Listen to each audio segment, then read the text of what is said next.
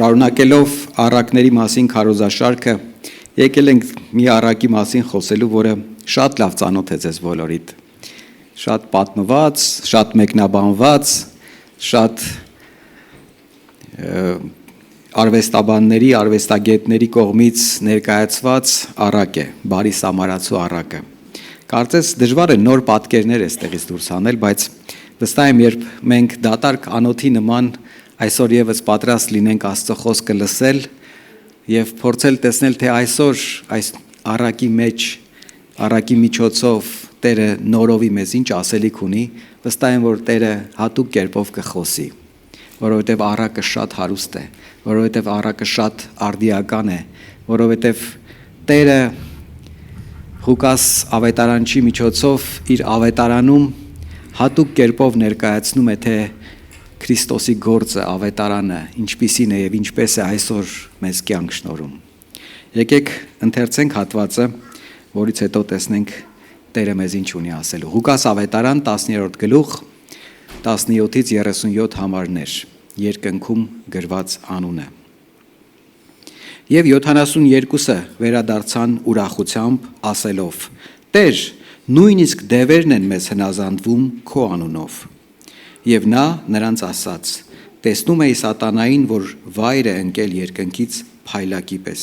Ահա ձեզ իշխանություն տվեցի ոտնակոխ անելու օձերին կարիճներին եւ թշնամու ունեցած ողջ զորությունը եւ ձեզ ոչինչ չի վնասի։ Բայց մի ուրախացեք, որ ոգիները հնազանդվում են ձեզ, այլ ուրախացեք, որ ձեր անունները գրված են երկնքում։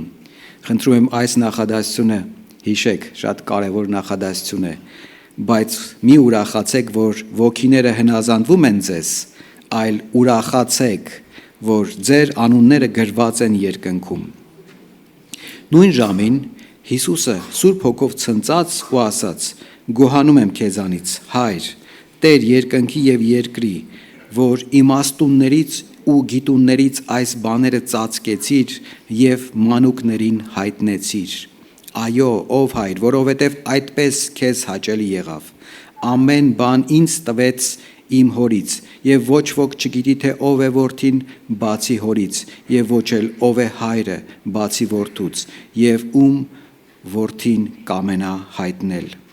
Եվ դառնալով դեպի աշակերտները, հատուկ նրանց ասաց. Երանի այն աչքերին, որ տեսնում են այն, ինչ դուք եք տեսնում, որովհետև ասում եմ ձեզ, որ շատ մարգարեներ ու թագավորներ ցանկացան տեսնել այն, ինչ դուք եք տեսնում, բայց չտեսան, եւ լսել այն, ինչ դուք եք լսում, բայց չլսեցին։ Եվ ահա մի օրենսգետ վեր կացավ եւ նրան փորձելու համար ասաց. Վարդապետ, ինչ անեմ, որ հավիտենական կյանքը ժառանգեմ։ Նորից ուշադրություն այս հարցին, հարցի շարժառիթին եւ հարցի բուն նպատակին, հավիտենական կյանքը ժառանգեմ։ Հիսուսն ասաց նրան. օրենքում ինչ է գրված, ինչպես ես կարդում։ Նա պատասխանեց եւ ասաց. պիտի սիրես քո Տեր Աստծուն քո ամբողջ սրտով, քո ամբողջ հոգով, քո ամբողջ զորությամբ ու քո ամբողջ մտքով եւ քո մերձավորին ինչպես քո անձը։ Եվ նրան ասաց. ճիշտ պատասխանեցիր, դա արա եւ կապրես։ Իսկ նա ցանկանալով ինքն իրեն արդարացնել, Հիսուսին ասաց. իսկ ով է իմ մերձավորը։ Հիսուսն ասաց. մի մարդ Երուսաղեմից Երիքո էր իջնում եւ ավազակների ձեռքն ընկավ։ Նրանք էլ նրան մերկացրեցին, վիրավորեցին ու կիսամեռ թողեցին գնացին։ Պատահմամբ նույն ճանապարհով մի քահանա էր իջնում, որը նրան տեսնելով շրջանցեց։ Նույն կերպ մի ղևտացի էր այդ տեղով անցնում եւ տեսնելով նրան շրջանցեց։ Եվ մի սամարացի, որ ճանապարհորդում էր նույն տեղով, եկավ նրան տեսնելով գթած, մոտեցավ, նրա վերքերը կապեց, վրան ձեթ ու գինի լցնելով, իր գրաստի վրա դնելով, նրան մի իջևանատուն տարավ ու խնամեց։ Հաջորդ օրը 2 դինար հանեց, իջևանատիրոջը տվեց ու ասաց. խնամիր նրան եւ ինչ որ ավելի ծախսես, ես մյուս անգամ վերադառնալիս կվճարեմ քեզ։ Քո կարծիքով այդ երեքից ո՞րն էր մերձավորը ավազակների ձեռքը ընկած այն մարդու համար։ Նա ասաց. նա ով ողորմեց նրան։ Ապա Հիսուսը նրան ասաց. գնա դու էլ այդպես արա։ Ամեն Աստծո խոսքին։ Սիրելիներ, Ղուկասի ավետարանը, Ղուկաս ավետարանիչը հատուկ մի բաժանում ունի։ Ուրեմն 9-րդ գլուխ մինչև 51-րդ համարը ընդհանուր պատմությունն է, նախաբանն է այն ամենի, ինչ որ կատարվելու է 9:51-ից հետո, երբ որ Հիսուս հստակ իր վերջի ճամփորդությունն է սկսում դեպի Երուսաղեմ։ Այս ավետարանի 3 մասի եթե բաժանած լինենք,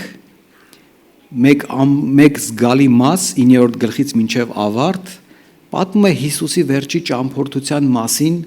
եւ այդ ճամփորդության ընթացքում ինչ որ կատարվում է հավիտենական նշանակություն ունի, հավիտենականության մասին է ուսուցում տալիս, իր խաչելության մասին է, իր չարչարանքի մասին է, դրա իրականացումն է, դրա ընկալումներն են եւ սա շրջադարձային կետ է։ Ուրեմն այս 10-րդ գլխում նկարագրվածը այս շրջադարձային իրավիճակում է։ Ղուկաս 9:51-ում այսպես է գրված. երբ լրանում էին նրա օրերը աշխարհից վերանալու, նա որոշեց Երուսաղեմ գնալ եւ իրենից առաջ պատգամավորներ ուղարկեց։ Նրանք գնալով սամարացիների մի գյուղ մտան, որ նրա համար տեղ պատրաստեն, բայց նրան չընդունեցին, որովհետեւ նա Երուսաղեմ էր ուղղվում։ Արդեն այդ ուղղվելու ձևը, արդեն այդ որոշակիությունը, արդեն այդ ուսուցման կոմպրոմիս, անխաթար, հստակ երևույթը տարբերություն էր բերում, թե Հիսուս ինչպես էր գնում Երուսաղեմ եւ դա զգալի էր։ Նրա աշակերտները Հակոբոսն ու Հովհաննեսը այդ տեսնելով ասացին. Տեր, ուզում ես, որ ասենք երկնքից կրակ իջնի ու դրանց ոչնչացնի, իսկ նա դարձավ սաստեց նրանց։ Այս լարումը խնդրում եմ, որ զգաք, հասկանաք ինչ է կատարվում։ Հիսուսը քայլում է դեպի Երուսաղեմ։ Եվ հետո մեր ընթերցված հատվածում տեսնում ենք, որ 72 աշակերտներ գնացել են, արդեն լայնացած, տարածված քարոզչություն է գնում։ Գնացել են ծառայելու, Հիսուսը իրենց ուղարկել է եւ ասել է դուք գնում եք գառներ գայլերի մեջ։ Դուք գնում եք մորթվող, հոշոտվող իրավիճակով։ Դուք չեք գնում հաղթական ծառայության, ձեզ էլ չեն ընդունելու, ինչպես ինչ չընդունեցին սամարացի գյուղերը։ Բայց հետաքրքիր տարբերություն կա։ Հիսուսը արդեն տեսել է վերջին դատաստանը, տեսել է սատանային վայր ընկած եւ աշակերտների ծառայությունը մեծ օրհնություններ է բերում եւ իրենք եկել են եւ հաշվետվություններ են տալիս այս 72-ը, ասում են. Տեր, մեր ծառայությունը շատ օրհնաբեր էր։ Նույնիսկ դևերն էին փախչում քո անունից։ Իրենց մեծ ուրախություն էր պատճառում այս ծառայությունը։ Կարծես չէին հոշոտվում։ Հիսուսն ասում է. սխալ բաների համար եք ուրախանում։ Այդ ամեն ինչ որ կատարվում է, դա իմ արածն է, իմ միջոցով տեղի ունեցածն է։ Միակ բանը, որի համար որ դուք պետք է ուրախանաք, դա այն է, որ ձեր անունները գրված են երկնքում։ Դուք արդեն փոխված իրավիճակում եք, դուք արդեն նոր ընտանիքում եք, դուք արդեն պետք է վայելեք այդ ուրախությունը եւ դրա արդյունքում նոր կերպար, նոր անհատականություն, նոր գործելավոճ պետք է ունենաք։ Եվ Հիսուս հստակեցնում է, որ Աստված կամեցավ այս կարևորագույն ճշմարտությունը հատուկ կերպով ներկայացնել եւ իմաստունները, որոնք սա պետք է հասկանային, չհասկացան, եւ սա մարգարեությունների իրականացումն էր, դատաստանի իրականությունն էր։ Մարդիկ, ովքեր գիտեին Աստծո խոսքը, ճանաչում էին, կարծես Աստծո գործելավոճը, չէին հասկանում սա, որտեվ ականջ ունեին, բայց չէին կարողանում լսել եւ հասկանալ, որովհետեւ խոնարհված սիրտ չունեին։ Եվ ասում է, գոհանում եմ, որ մանուկներն են հասկանում։ Հետո նույն աշակերտներին, որոնք փրկության ուրախությունը պետք է վայելեն, ասում է, գիտեք, շատ մարգարեներ, շատ թագավորներ, շատ բարեպաշտներ երազում էին տեսնել այս օրը, որի մեջ հիմա դուք ապրում եք եւ այդ ուրախությունը վայելում եք, բայց չէին տեսել։ Իսկ դուք հիմա տեսնում եք սա։ Եվ այս ընդհանուր կոնտեքստը պատկերացնելու մեջ գալիս է իմաստունը։ Գալիս է այն, ով որ պետք է հասկանար, բայց չի հասկացել։ Օրենսգետը այս պետության մեջ, կրոնապետության մեջ մարդ, ով որ գիտեր, այնքան լավ գիտեր օրենքները, որ կարողանում էր կիրառական ձևով բերել կյանք, բերել եւ հստակեցնել, թե ով ինչ պատիժ պետք է ստանա, երբ որ օրենքը խախտել է, ով ինչպես պետք է հստակ իր ամենօրյա կյանքում պահպանի Տիրոջ տված պատվիրաններն ու կանոնները, շատ լավ իմանալով յուրաքանչյուր օրենք ու դրա սիրտը։ Գալիս է Հիսուսի մոտ եւ իր շարժառիթը Հիսուսին ծուղակի մեջ գցելն է։ Շատ կարևոր հարց է բարձրացնում։ Այնքան կարևոր հարց է սա, որ միշտ կարևոր հարց է։ Ինչ անեմ, որ հավիտենական կյանքը ժառանգեմ։ Վարդապետ դիմում է որպես ուսուցչի, հարգանքով, մեծարանքով, վարդապետ, ես հարցեր ունեմ, բայց հարցի բուն նպատակը փորձելն է, ծուղակ պատրաստելն է, Հիսուսին ծուղակի մեջ գցելն է։ Իր պատկերացման մեջ, եթե Հիսուսը հավիտենական կյանքի ճանապարհի մասին մի այնպիսի ուսուցում տա, որ չի համապատասխանում ուղղադավան ուսուցմանը, դրանով պատժի արժանի բան կհայտնաբերի եւ Հիսուսին սպանելու, քարկոծելու կամ պատվազրկելու հնարավորություն կստեղծվի։ Վարդապետ, ինչ անեմ, որ հավիտենական կյանքը ժառանգեմ։ Հիսուսը շատ մեղմորեն, շատ նուրբ ձևով սկսում է պատասխանել։ Հիսուսը նրան ասաց. օրենքում ինչ է գրված։ Դու գիտես ինչ է գրված օրենքում։ Եվ օրենքում է գրված ինչպես ժառանգել, առանց անելու, ինչպես վայելել այն շնորհը, որ Տերը պատրաստել է։ Սա օրենքում է գրված, խոսքին նայիր, դու խոսքը շատ լավ գիտես, անգիր գիտես, սովորեցնում ես, մեկնաբանում ես, կիրառում ես։ Ինչ է գրված, սա մի հարց է, ինչպես ես կարդում, սա երկրորդ հարցն է։ Միգուցե դու անգիր գիտես ինչ է գրված, բայց ինչպես ես կարդում, այսինքն ինչպես ես սրա մեկնաբանությունը դու տալիս, ինչպես ես այս գրվածը կյանքի կոչում։ Նա պատասխանեց եւ ասաց. պիտի սիրես քո Տեր Աստծուն, Շմա Իսրայել, կարևորագույն օրենքը, որ ի ծնե մանուկին սովորեցվում էր Աստծո ժողովրդի մեջ, լսիր, ով Իսրայել, քո Տեր Աստվածը մեկ Աստված է, պիտի սիրես քո Տեր Աստծուն քո ամբողջ մտքով, սրտով, էությամբ եւ սրա մասին ուսուցանես, ամբողջ քո ուժը ծառայեցնես այս օրենքները սովորեցնելու, կիրառելու, պատմելու, դրանցով ապրելու համար, դրանք տանդ երևացող վայրերում գրելու համար, նույնիսկ ճակատիդ գրելու համար ինչ որ ձևով։ Սա գիտեր օրենսգետը, սա գիտեր ամբողջ Իսրայելը։ Օրենսգետը փորձում էր խտացումը բերել օրենքի եւ ճիշտ էր անում։ Սիրիր քո Տեր Աստծուն քո ամբողջ ուժով եւ սիրիր քո դիմացինին։ Հիսուսն ինքն էր այսպես սովորեցնում, որ սա է օրենքի ընդհանուր խտացումը։ Եվ անելու հարց չի, սիրելու հարց է։ Սիրելը որոշում է, սիրելը փոխված սրտի դիրք է։ Եվ նրան ասաց Հիսուսը. ճիշտ պատասխանեցիր, դա արա եւ կապրես։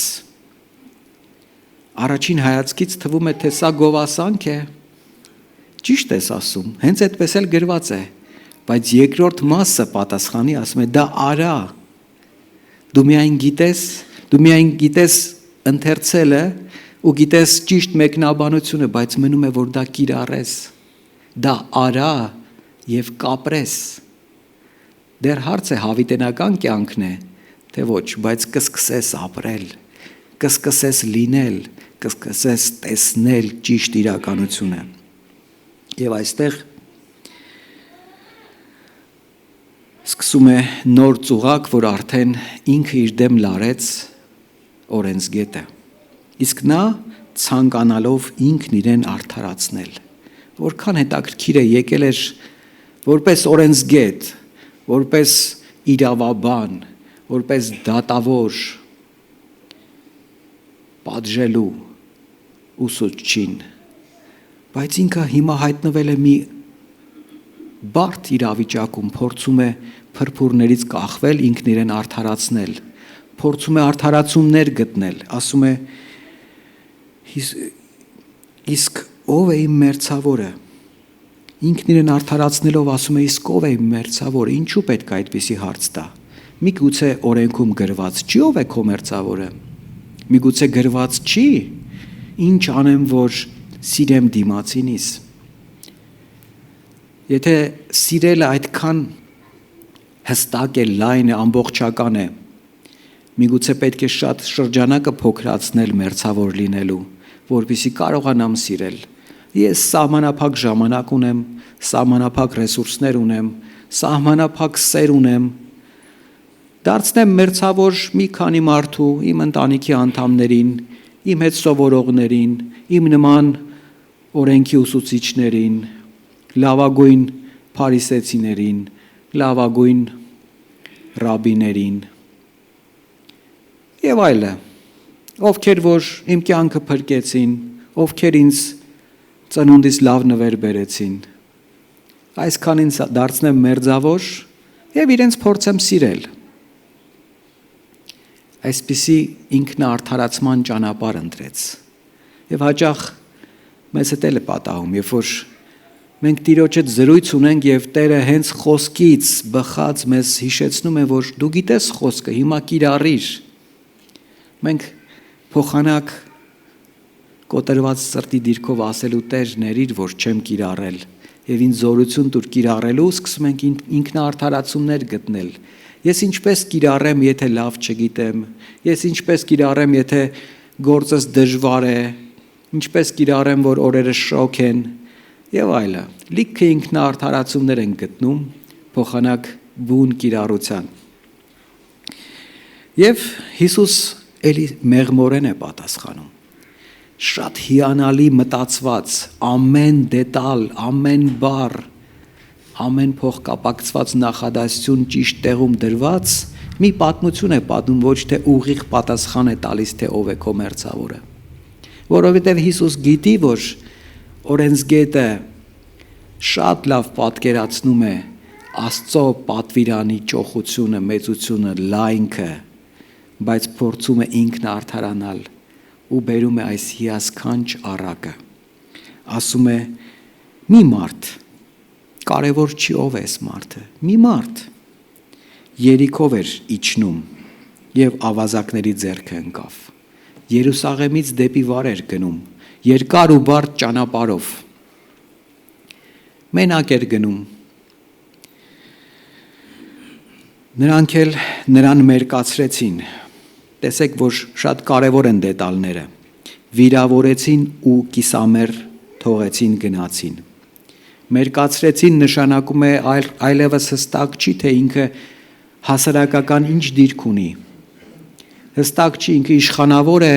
ռամիկ է, հողագործ է, որովհետև դա հագուստներով պետք է երևար։ Հստակ չի, որ տոհմից է,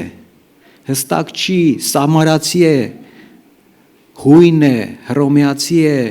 թե հրեա է։ Շատ բաներ հստակ չի, որովհետև այլևս մերկ է,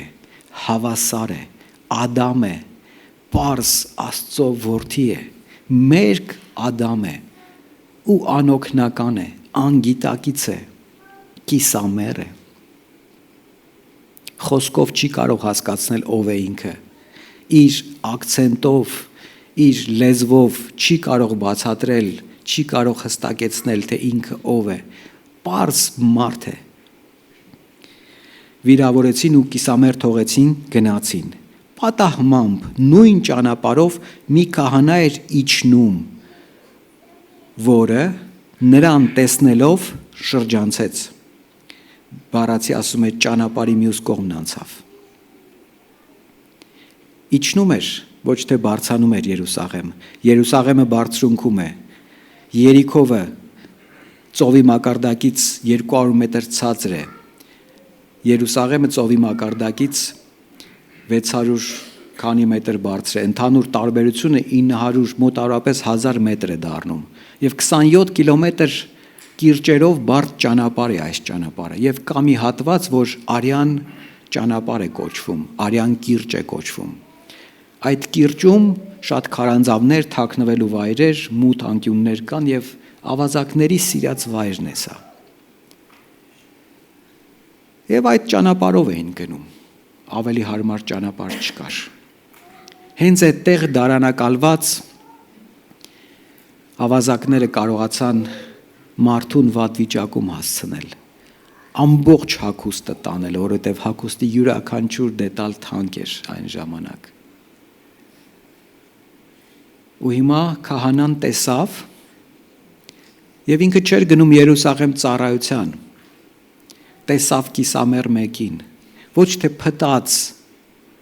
որովհետև 4 օրվա մեռելն էր, որ համարվում էր ամբողջովին մեռած ու դիպչելը կարող էր պղծել, բայց քահանան նույնիսկ Երուսաղեմ չէր բարձրանում ծառայության, այլ ծառայությունից իջնում էր։ Եվ գիտեր մի կարևորագույն օրենք, որ եթե նույնիսկ մահացած է, ինքը պետք է թաղի մահացածին նոր իր ճանապարհը շարունակի։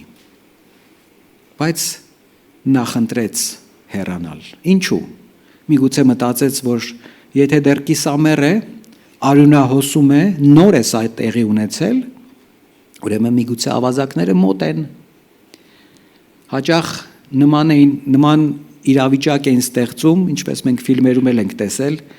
որ վթար են ստեղծում կամ մեկին իբրև կիսամեռ թողնում են, որ գան օգնելու եւ օգնողներին կարողանան բռնել։ Շատ տարբեր բաներ միգուցե իր մտքով անցավ, բայց իր կյանքը, իր ապահովությունը շատ ավելի բարձր դասեց ու գնահատեց եւ մի անգամից չտեսնելու տվեց։ Բուն կարիքը չտեսավ, խորքը չտեսավ, ճանապարհի մյուս կողմն անցավ ու արագ շրջանցելով հեռացավ։ Պատահմամբ նույն ճանապարհով մի քահանա էր իջնում, որը նրան տեսնելով շրջանցեց։ Նույն կերպ մի ղևտացի էր այդ տեղով անցնում եւ տեսնելով նրան շրջանցեց։ Հիսուսը ներկայացնում է երկու անհատների, որոնք ամենալավ կերպով տեղավորվում էին այս օրենսգետների մերձավոր շրջանակի մեջ։ Եթե կային մարդիկ, ում որ ինքը պետքա բարեկամ համարեր, ում որ պետքա սիրեր, դա հենց քահանան, քահանայապետը, ղևտացին, որը տաճարի ծառայող էր, որը տաճարի երգչախմբի անդամ էր, որը լավ Աստծո ժողովրդի ներկայացուցիչ էր, սրանք էին, ում որ պետքա ինքը սիրեր, սրանք շրջանցեցին։ Շատ տարբեր պատճառաբանություններ միգուցե ունեին իրենց սրտում, բայց արդյոք դա օգտակար էր այդ կիսամեռ մարդու համար։ Եվ մի սամարացի, որ ճանապարհորդում էր, նույն տեղով եկավ, նրան տեսավ,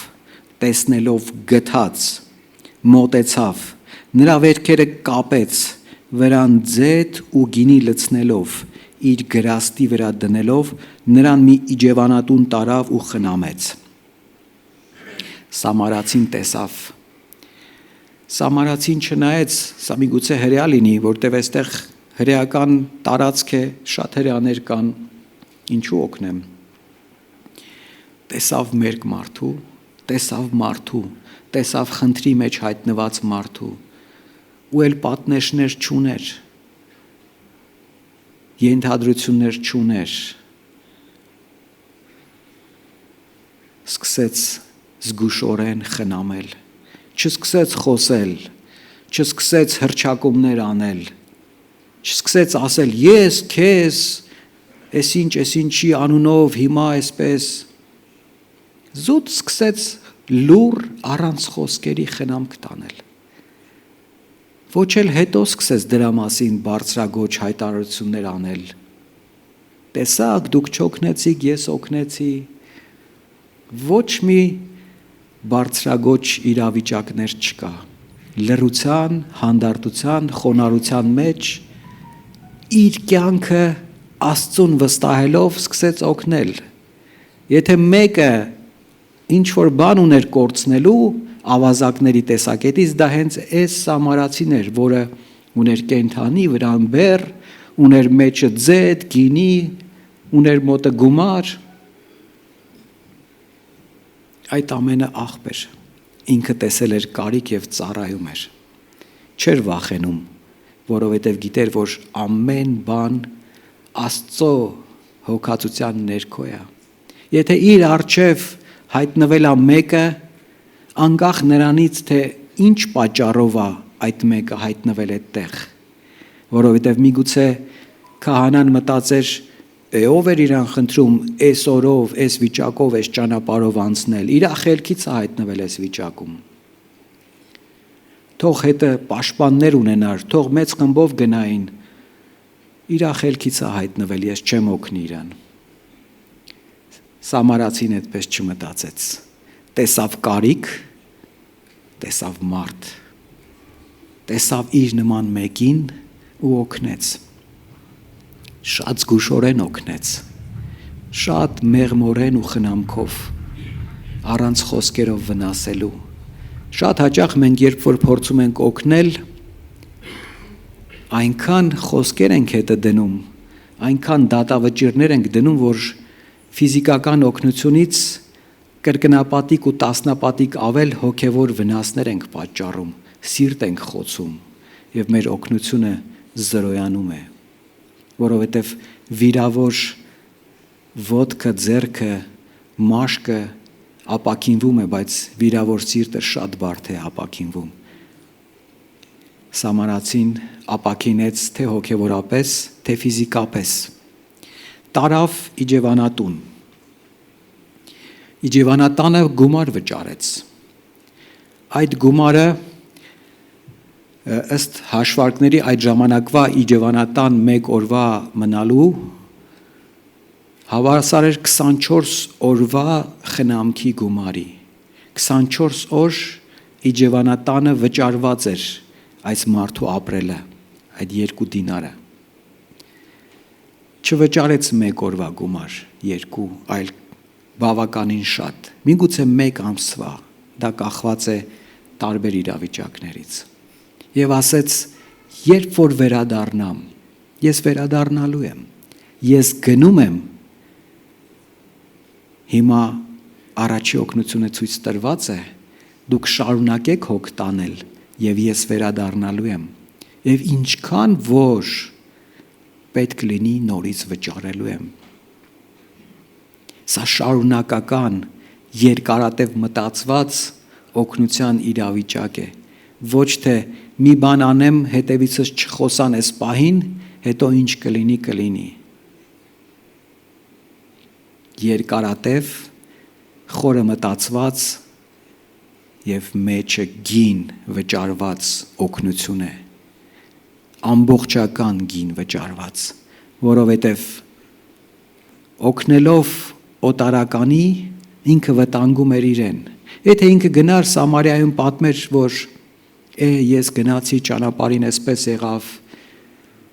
մեկը պառկած էր Երուսաղեմից իջնող, ես էլ իրեն օգնեցի, իր համագյուղացիները չեն քաջալերի իրեն, ոչ էլ այդ իջևանատան տերերը քաջալերեն, որ ոչ թե հրեաները օգնեցին, այլ մի ինչ-որ սամարացի օգնեց։ Տեսակ, որ նույնիսկ Հիսուսի աշակերտները, երբ որ Հիսուսին չընդունեցին, ասում են երկնքից կրակ իջեցնենք, այս գյուղերը ոչնչացնենք։ Արդեն տեսել են, որ դևերը իրենցից փախչում են, հրաշքներ են տեղի ունենում, այնքան վստահ են իրենց վրա, որ պատրաստ են ոչնչացնել սամարացիների գյուղերը, այս անհավատների իրենց պատկերացմամբ գյուղերը։ Հիսուս խստորեն սաստեց։ Եվ հիմա մենք տեսնում ենք, որ օրենսգետը, իմաստունը չի հասկանում սիրո չափն ու ձևը, փորձում է սահմանափակել ծավալը, ում օգնեմ։ փորձում է սահմանափակել օգնության չափը, որքան օգնեմ։ Հիսուսն ասում է, երբ որ կարիքը կա,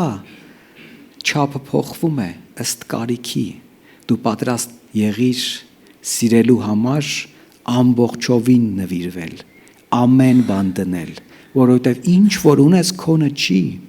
դու ընդամենը տնտես ես Աստծո տվածի, դա քո ռեսուրսները չի, որ մտածում ես կարող է չհերիքի քեզ, ինչ ռեսուրս որ դու ունես, դա Աստծուց վստահված ռեսուրս է իր նպատակներին ծառայեցնելու, և եթե դու օրենքից գիտես, որ ինչ որ մեկը հայտնվել է բարդ իրավիճակում կիսամեռ է, դու մի փորձիր սահմանափակել ոչ ում օգնեմ, ոչ ինչքան օգնեմ, օգնիր այնքան, որքան անհրաժեշտ է, որ խնդիրը լուծվի։ Այս երկու սահմանափակումները շատ հստակ էին, որ Հիսուս մաքրեց ու վերացրեց։ Հիմա Հիսուսն ասում է քո կարծիքով, հարց է տալիս, այդ երեքից որն էր մերձավորը ավազակների ձեռքն ընկած այն մարդու համար։ Հարցը միանգամից փոխվեց, ոչ թե ով է իմ մերձավորը, այլ ում մերձավորն եմ ես։ Հիսուս մի պատմություն պատմեց, որտեղ գետնին թողեց հարց տվողին, ասեց, եթե դու լինեիր այս կիսամեռ մարդը, ով կլիներ քո բարեկամը այս երեքից։ Այս օրենսգետին դրեց պատմության մեջ ոչ թե ձիու վրա վերևից հարց տվողի իրավիճակում, այլ գետնին ընկած կիսամեռ մարդու վիճակում դրեց պատմության մեջ, որ ինքը աշխարհին այդ դիրքից նայի, որ ինքը իրավիճակին նայի խոցված, մերկացված, ամոթահար, փոշոտ ու կեղտոտ, արուն լվիկ, գետնին ընկած, կիսամեռ անգիտակից վիճակում։ Նայիր այդ իրավիճակից ու տես ով է մերձավորդ։ Հիմա ով է քո մերձավորը։ Ավազակների ձեռքը ընկած այդ մարդու համար պատմության մեջ ով էր մերձավորը։ Նայեք, որ օրենսգետը հանդիմանված ամեն բան հասկացել է, նա ասաց, նա ով ողորմեց նրան։ Ուրեմն ընդհանուր պատմության մեջ տեսնում ենք, որ նա այնքան շատ է ատում, որ նույնիսկ չի կարողանում ասել սամարացին, այդ բառը չի կարողանում իր բերանով արտասանել, ասում է նա ով ողորմեց, բայց հասկացել է դասը, և աշակերտները, որ այս պատմության մեջ էին, հասկացան մեկ այլ դաս, երկնքում գրված անունի դասը, որովհետև իրենք եկել էին ուրախությամբ պատմում էին, որ շատ մեծ հրաշքներ են տեղի ունենում, Հիսուսն ասում էր, դրանք ոչինչ են, ուրախացեք, որ ձեր անունները գրված են երկնքում։ Օրենսգետն ասում էր, ինչ անեմ, որ երկնային արքայությունը ժառանգեմ, Հիսուսը սովորեցրեց, որ քո անելով չի։ Եթե դու աշխարհին նայես կիսամեռ մարդու տեսակետից գետնին հայտնված, կնայես մեր բոլորի տեսակետից։ Մենք բոլորս Աստծո փառքից ընկած, մեղքի պատճառով անդունդը գահավիժելով հայտնվել ենք մի վիճակում, որ միայն խաչելությունն է մեր դատավճիռը, բայց Հիսուս մեզ տեսավ հենց այդ վիճակում ու այնքան սիրեց, որ ամոքեց մեր վերքերը, դրեց իր գրաստի վրա, տարավ խնամեց ու հիմա խնամում է այս եկեղեցում, որն իր հիվանդանոցն է, իր իջևանատունն է, ինքն էլ բժիշկն է ու խոստացավ վերադառնալ ու ամեն բան վճարեց ու խոստացավ էլի վճարել։ Եթե այդ տեսակետից ես նայում, ավետարանը քոնն է դառնում ու դու անելիք չունես, դու պարզապես փոխված սիրտ ես ունենում, որ սկսում ես տեսնել ու սիրել։ Մարգարեն սրա մասին խոսել էր, մենք սա ընթերցեցինք, կապանքները կոտրեցեք, բժշկեցեք, օտարականին տեսեք, ընդունեցեք, մերկին հագցրեք, հոգ տարեք, և ձեր լույսը կճառակի, կփայլի, դուք կլինեք իրական Աստծո զավակներ, աղ և լույս կլինեք այս ամենով, առանց խոսքերի, առանց բարձրագոչ հայտարարությունների։ Սամարացին սա արեց եւ Հիսուս իրեն դրեց այս իրավիճակում։ Եվ հիշում եք, որ քանի անգամ Մատթեոս ավետարանում իրավիճակներ եղավ, երբ որ Հիսուս վերջին դատաստանի մասին պատմելուց օրինակ այծերին եւ գառներին առանձնացնելու իր ուսուցման մեջ Մատթեոս 25-րդ գլխում ասում է. այդ ժամանակ նայելով գործերին կլինի այս տարանջատումը, որովհետև փոխված սիրտը պտուղ է տալիս, գործ է անում, ինչպես Հակոբոսն էլ իր առաջին նամակում է ասում, այդ սերը գործերով է արտահայտված, այդ հավատքը գործերով է արտահայտված, եթե տեսնում ես ընկածին եւ չես ուզում հոգ տանել, հարցական է դու ունես փոխված սիրտ, Սուրբ Հոգին քո մեջ գործում է, թե այլ հոգի է գործում, եսամոլության հոգին է գործում։ Այդ տարանջատման մեջ շատերն ասում են, Տեր, ինչպես դու մեզ չես ճանաչում, մենք քո անունով դևեր էինք անում, մենք քո անունով մեծ գործեր էինք անում, մեծ հրաշքներ էինք անում։ Ուրախության կարծես պատճառներ ունեին, բայց իրենց անունը գրված չէր երկնքում, իրենք փոխված կյանքի դիրք չունեին ու չէին տեսնում կարիք, չէին միջամտում, չէին նախաձեռնում նվիրվել ու միջև վերջ հոգ տանել։ Տերն ասում է, ես ձեզ չեմ ճանաչում, եւ հակառակը նրանց ում որ դեպի աճ է տանում, հավիտենական կյանքի մեջ է դնում, ասում է եկեք ձեր հոր կողմից օրհնվածներ եկեք եւ վայելեք, որովհետեւ ջուր տվեցիք, հոգ տարաք, խնամեցիք, ազատագրեցիք։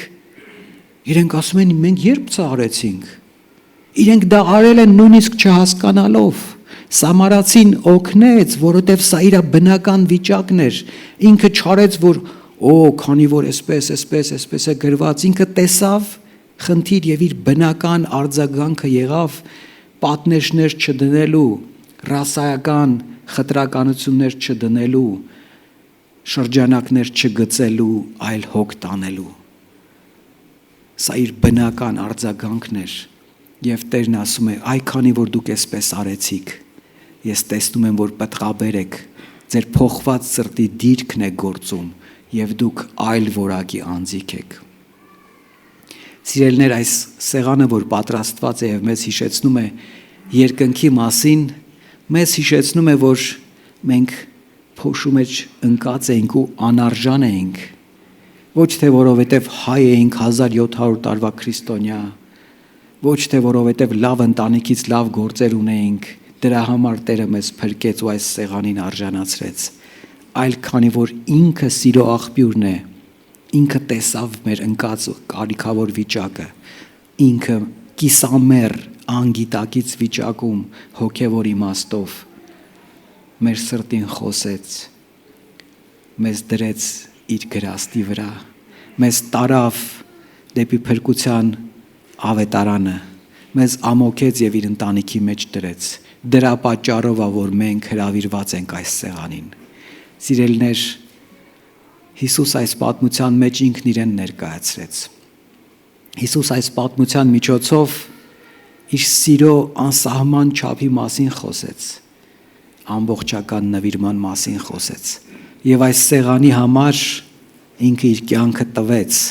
իր մարմինը, իր արյունը տվեց, որպեսզի մենք իր ընտանիքի մեջ լինելով փոխված սրտի դիրք ունենանք ու կարողանանք տեսնել, իրական տեսնել, ինչ է կատարվում մեր շուրջը, տեսնել ով մեր կարիքն ունի, ում համար ես կարող եմ դառնալ մերձավոր, ում համար ես կարող եմ դառնալ այն ձեռքերը, այն աչքերը, այն շուրթերը, որոնք Տիրոջ գործը կանեն, նույնիսկ չհասկանալով, բայց ուրախությամբ ու սիրով։ Ամեն։